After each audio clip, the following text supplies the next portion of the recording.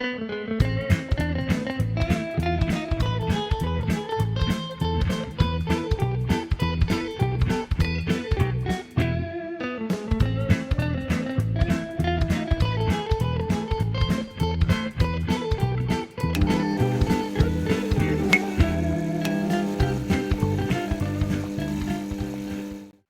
is near the end of World War II.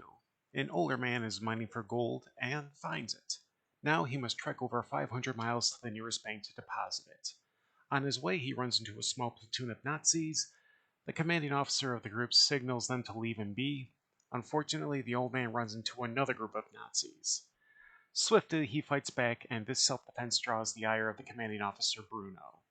Now, Bruno goes out of his way to attempt to kill the old man and take his gold. Little does he realize he's going up against the most feared man from the Finnish army.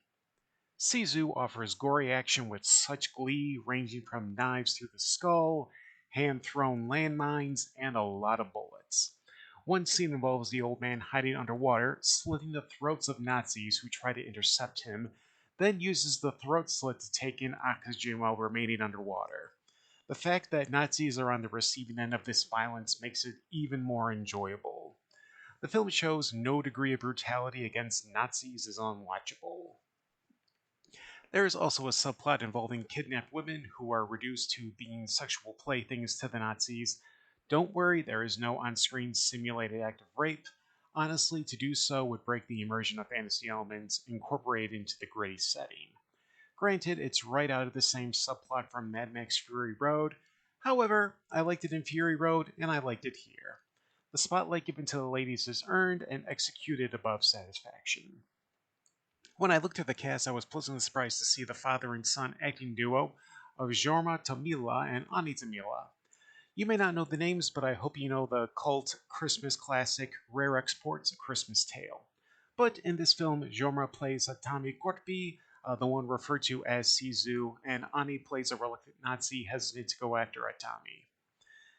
Add to that director Jean-Marie Hollander, who also helmed Rare Exports, so you have a mini reunion of key players of one of my go-to holiday selections. Shorma as Corpy is a cross between Clint Eastwood's Blondie and Franco Nero's Django. He has little to say, but he acts with his piercing eyes. When you convey emotions using only your eyes, you'll keep people captivated. Sisu is the latest in a subcategory of movies that I would call exploitation. These are action movies in the wake of John Wick that offer intense action, basic plot, and an army of opponents waiting in line to be fed to a mild mannered man with skills and an arsenal. And there has been no shortage of films I have immensely enjoyed in this sub genre, whether it's Hardcore Henry, Nobody, Violent Night, and Sisu deserves to be associated with such illustrious company. Aside from John Wick, it's also an example of Neo Grindhouse. Sisu was a movie that harkens back to the 42nd Street classics from directors like Enzo G. Castellari, Fred the Hammer Williamson, and Jack Hill.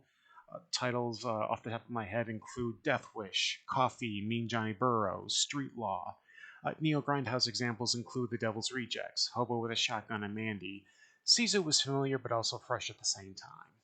Sisu is available on streaming as well as physical media.